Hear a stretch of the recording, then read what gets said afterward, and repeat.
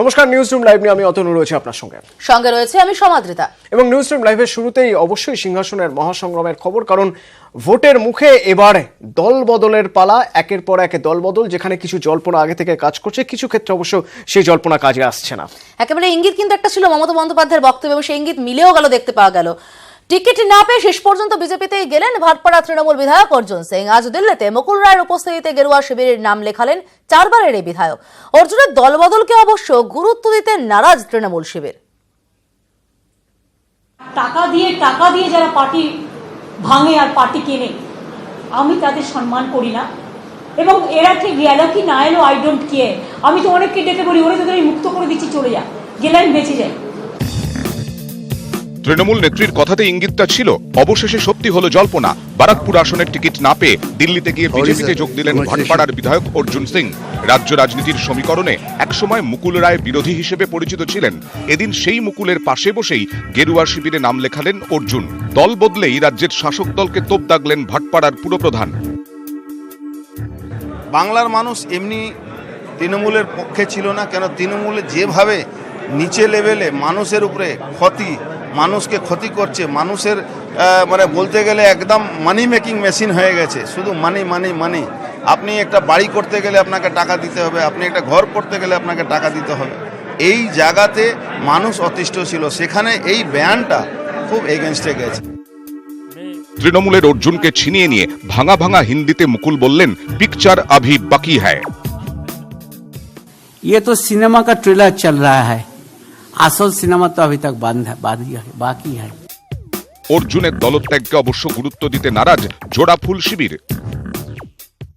মমতা ব্যানার্জির সিম্বল আর মমতা ব্যানার্জির মুখ, এই দুটো নিয়ে ভোট হবে। এদের স্টেট পারে বেঈমান বলে, এখন যাবার পরে ক্রিটিসাইজ করছে। কাল রাত্রির পর্যন্ত, কালকে সন্ধ্যেবেলা পর্যন্ত যদি বাপের বেটা থাকতো, মমতা ব্যানার্জির সামনে বসেছিল, আমি সামনে ছিলাম, কেন বললো না?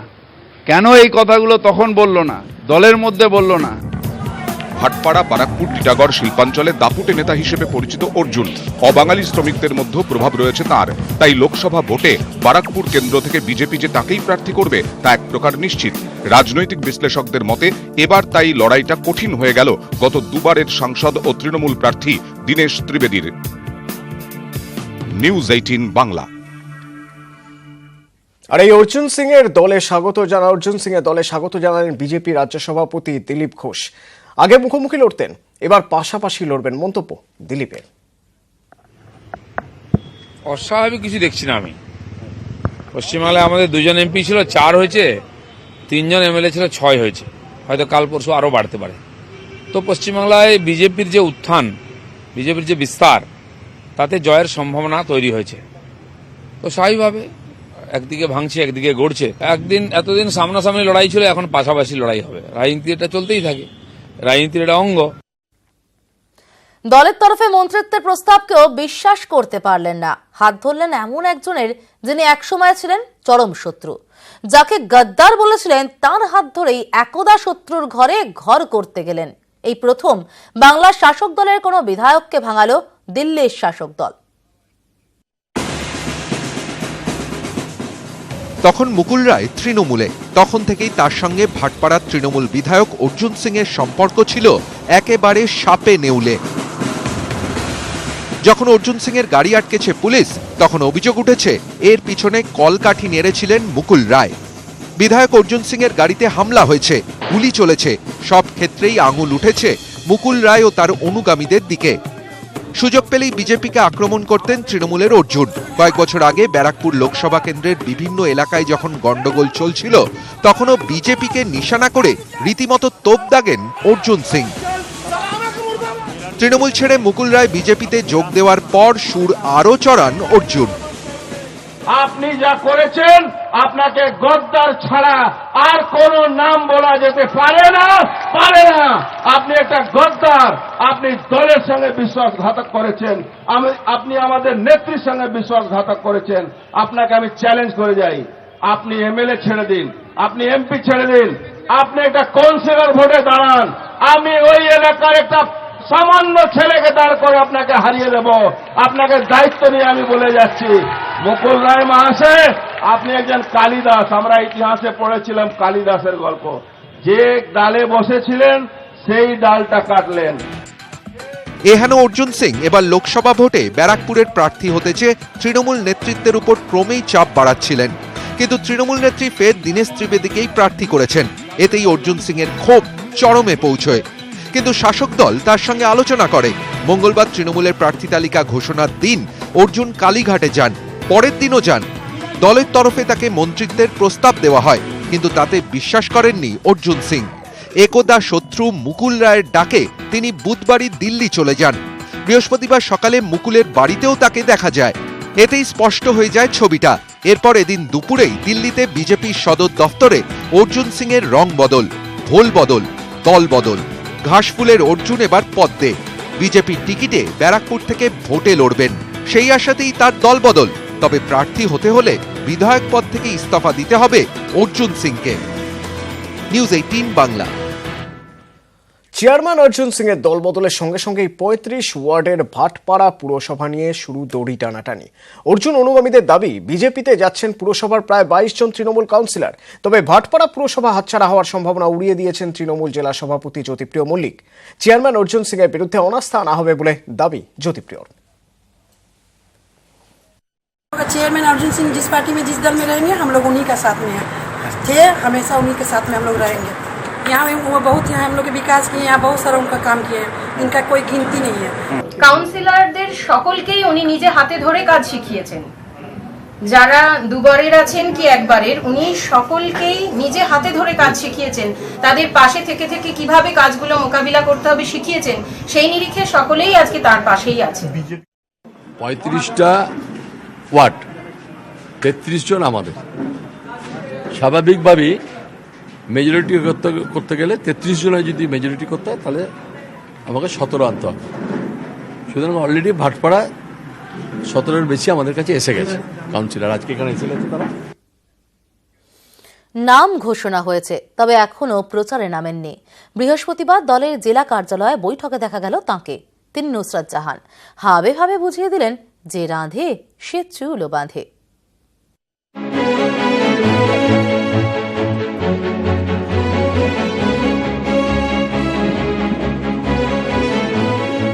মঙ্গলবার তৃণমূলের প্রার্থী তালিকা ঘোষণার পর থেকেই আলোচনার কেন্দ্রে তৃণমূলের তারকা প্রার্থী নুসরাত জাহান।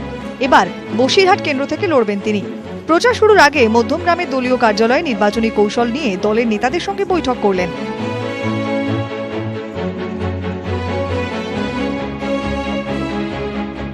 এই প্রথম রাজনীতির ময়দানে তাকে দেখে কিন্তু তা বোঝার উপায় নেই। সাবলীলভাবেই সাংবাদিকদের মুখোমুখি নুসরাত জাহান।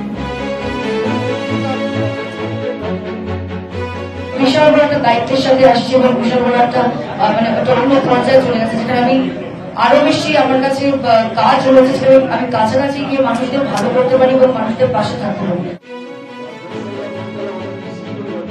এতদিন রূপলী পর্দায় ঝড় তুলেছেন, এবার রাজনীতির ময়দানেও পা রাখলেন। 19 তারিখ থেকেই নিজের কেন্দ্র বসিরহাটে প্রচার শুরু করবেন নুসরাত। প্রিয় তারকার অপেক্ষায় দিন গুনছেন বসিরহাটের মানুষ। নিউজ 18 বাংলা। নুসরাতের মতো মিমি চক্রবর্তী ও আপাতত সব আকর্ষণের কেন্দ্রে যাদবপুরের তারকা প্রার্থীর দিকেই সবার নজর। আর ভোটের প্রস্তুতিতে তাই কোনো ফাঁক রাখতে চাইছেন না অভিনেত্রী। বাড়িতে বসে প্রস্তুতির পাশাপাশি কর্মী সভা সারলেন যাদবপুরের তৃণমূল প্রার্থী মিমি চক্রবর্তী। বৃহস্পতিবারই বেরিয়েছে তার প্রথম প্লেব্যাক। সবে রাজনীতির ময়দানে পা রেখেছেন, শুরুতেই ওভার বাউন্ডারি।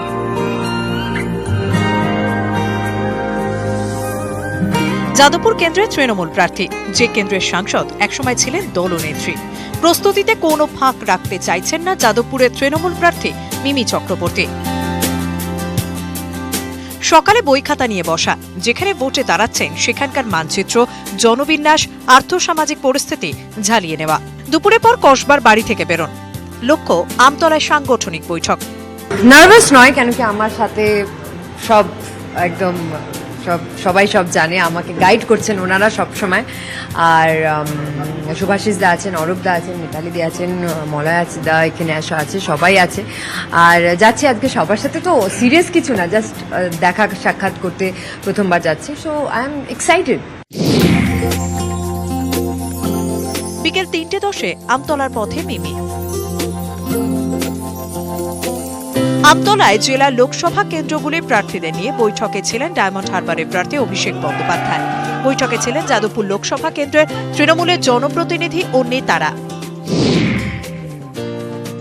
বিকেল 4:30 সাংগঠনিক বৈঠক শুরু। প্রায় 1 ঘন্টা 20 মিনিট পর শেষ হয় বৈঠক। তারপর মিমি দিলেন সবাইকে নিয়ে চলার বার্তা।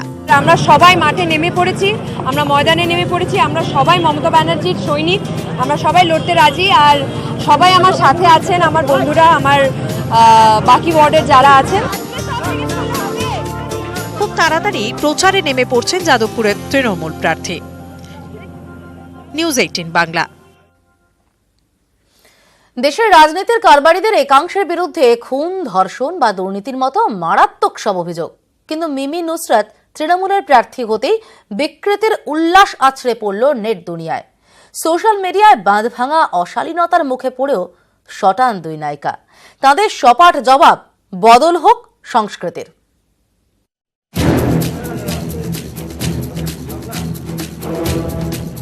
রূপলী জগৎ থেকে রাজনীতির ময়দান। দেশ তো বটেই, রাজ্যেও এমন ঘটনা নতুন নয়, কিন্তু মঙ্গলবার তৃণমূলের প্রার্থী তালিকা ঘোষণা হতেই সোশ্যাল মিডিয়ায় যেন বিকৃতির নয়া উদাহরণ তৈরি হলো। মিমি নুসরাতকে নিয়ে সোশ্যাল মিডিয়ায় যেসব পোস্ট হচ্ছে তাতে প্রতি পদে পদে নোংরা রুচির পরিচয়। সংবাদ মাধ্যম হিসেবে খবর তুলে ধরা আমাদের দায়বদ্ধতা, কিন্তু তা আটকে যাচ্ছে রুচির প্রশ্নে। এসবকে অবশ্য পাত্তা দিচ্ছেন না দুই নায়িকা। যখন আমি পলিটিক্সে নামি তখনও করতো, আপনার মনে হয় তখন আমার যায় আসে না, আজকে কেন যায় আসবে? যারা এটা করছে তাদের আমি এটাই বলবো যে নারী জাতিকে একটু সম্মান দেখাও, কারণ কি আমরা তো সবার জন্য কাজ করতে চাই, আমাদের একটু সাহায্য করো, আমাদের পাশে দাঁড়াও, আমরা কাউকে ডিসঅ্যাপয়েন্ট করবো না, এটাই বলতে চাই। দুই নায়িকার খোলামেলা পোশাকের ছবি পোস্ট করে ট্রোল করা, কখনো বা তাদের ভাইটাল স্ট্যাটিস্টিক্সে মূল আলোচ্য বিষয়। ফেসবুক বা হোয়াটসঅ্যাপে স্ক্রোল করার সময় যেন আঙুল আটকে যাচ্ছে সেসব আবর্জনায়। এমন ট্রোলিং নিয়ে তীব্র নিন্দা সমাজের বিভিন্ন স্তরে।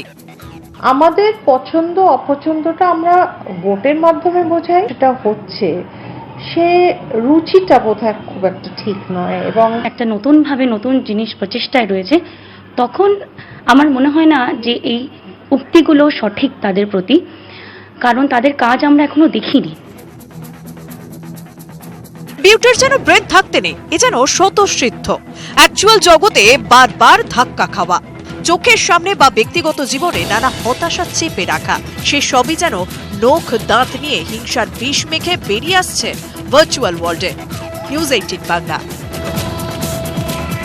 নির্বাচন সুষ্ঠুভাবে যাতে হয়, অবাধ শান্তিপূর্ণ হয়, তা দেখার কাজ নির্বাচন কমিশনের, এবং তার জন্য নির্বাচন কমিশন পদক্ষেপ করেছে। যেমন ইতিমধ্যেই রাজ্যে কেন্দ্রীয় বাহিনী চলে এসেছে, তারই পাশাপাশি রাজ্যে স্পর্শকাতর বুথ, সেই বুথ নিয়েও আলোচনা হবে। কাল ডিএম এবং এসপিদের সঙ্গে বৈঠক রয়েছে কমিশনের। রাজ্যে আসছেন ডেপুটি সিইসি। এরই মধ্যে রাজ্যে কেন্দ্রীয় বাহিনী, 10 কোম্পানি কেন্দ্রীয় বাহিনী রাজ্যে চলে এসেছে। আমরা এই বিষয়ে বিস্তারিত জানবো, প্রতিনিধি অরূপ দত্ত রয়েছেন আমাদের সঙ্গে, কথা বলবো অরূপের সঙ্গে। অরূপ, প্রথমে যেটা জানতে চাইবো যে স্পর্শকাতর বুথ নিয়ে প্রাথমিকভাবে কি তথ্য রয়েছে কমিশনের কাছে?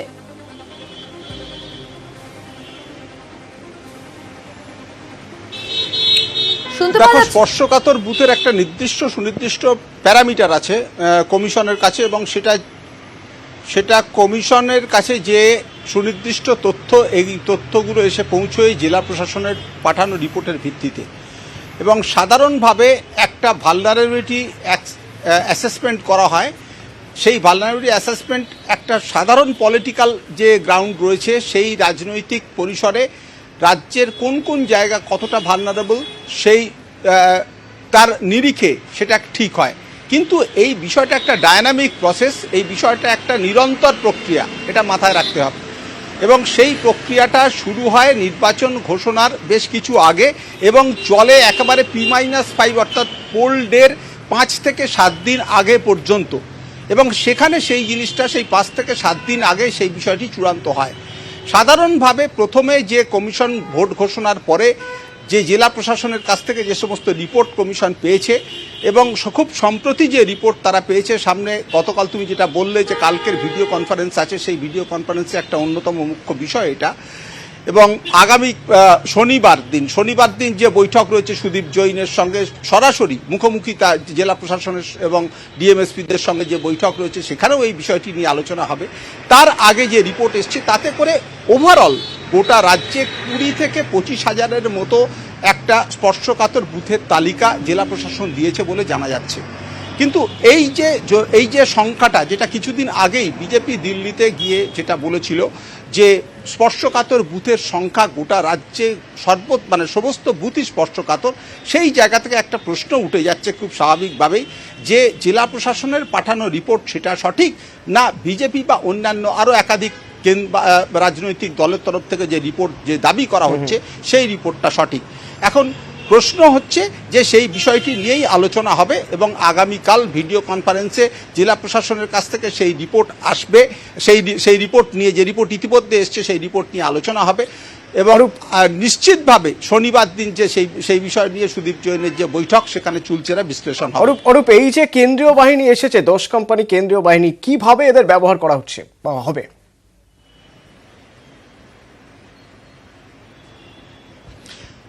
দেখো অতনু, কেন্দ্রীয় বাহিনীর যে মূল ফাংশন সেটা হচ্ছে যে কনফিডেন্স বিল্ডিং, অর্থাৎ যে কোনো নির্বাচন কমিশনের যেটা মূল যে মোটো উদ্দেশ্য সেটা হচ্ছে ফ্রি এবং ফেয়ার পোল। তারা বারবার বলে থাকে যে স্বচ্ছ অবাধ নির্বাচন করাই হচ্ছে কমিশনের মূল লক্ষ্য। সেই স্বচ্ছ অবাধ নির্বাচন করার ক্ষেত্রে যেটা প্রথম কথা সেটা হচ্ছে ভয়হীন সন্ত্রাসমুক্ত একটা পরিবেশ তৈরি করা, যাতে মানুষ বুথে গিয়ে স্বচ্ছন্দে তার ভোটাধিকার সেটা প্রয়োগ করতে পারে। এই ভোটাধিকার প্রয়োগ করার জায়গায় যাতে করে কোনো রকম আতঙ্কগ্রস্ত পরিস্থিতি তৈরি না হয়, যাতে করে কোনো অশান্তির বাতাবরণ তৈরি না হয়, সেটা দেখাই এই সেন্ট্রাল ফোর্সের মূল কাজ। তারা এই যে সেন্ট্রাল ফোর্স 10 কোম্পানি যে কেন্দ্রীয় বাহিনী এসছে তাদের বিভিন্ন জায়গায় মোতায়েন করা হবে।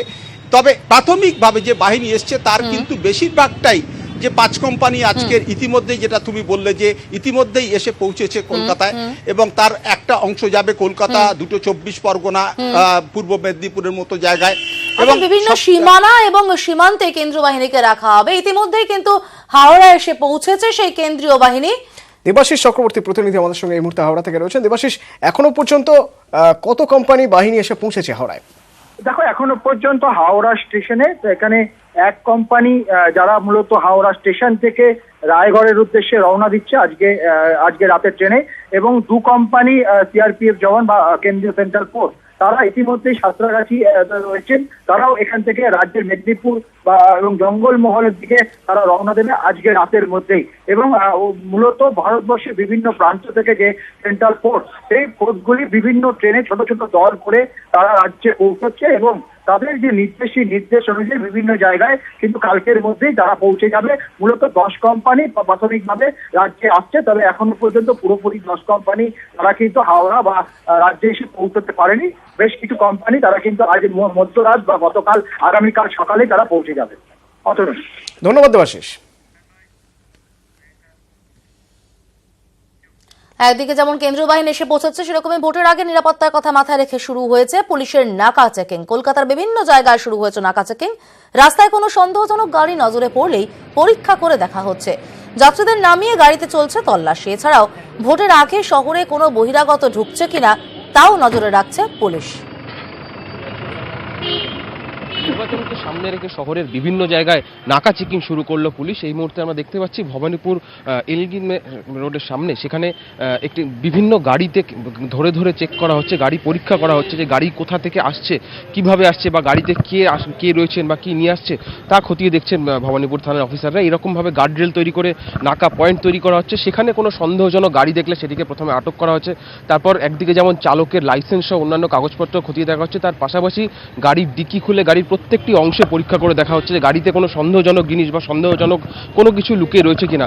এইভাবে চেক করার মূলত উদ্দেশ্য দুটি: এক, বাইরে থেকে কোনোভাবে অস্ত্র আনা হচ্ছে কিনা বা অস্ত্র নিয়ে আসা হচ্ছে কিনা শহরে, সেটা দেখা। তার পাশাপাশি কোনো রকমভাবে কোনো ভোটারদের প্রভাবিত করতে টাকা বা মোটা টাকা বা অন্য কোনো জিনিস কলকাতা শহরে নিয়ে আসা হচ্ছে কিনা এইগুলি জানার জন্যই কিন্তু মূলত এইভাবে নাকা চেকিং করছে কলকাতা পুলিশ। এবং শুধু এই একটি জায়গা নয়, গোটা শহর জুড়ে বিভিন্ন জায়গাতে এই রকমভাবে পরীক্ষা করছেন কলকাতা পুলিশের অফিসাররা। এবং দেখা যাচ্ছে যে গাড়ির চালক, গাড়িতে যিনি রয়েছেন, তাদের প্রত্যেকের যে সমস্ত নথিপত্র, যে সমস্ত কাগজপত্র রয়েছে তা সম্পূর্ণভাবে কিন্তু খতিয়ে দেখছেন ভবানীপুর থানার অফিসাররা। ক্যামেরায় মনোজ সিংয়ের সঙ্গে সুজয় পাল, নিউজ 18 বাংলা, কলকাতা।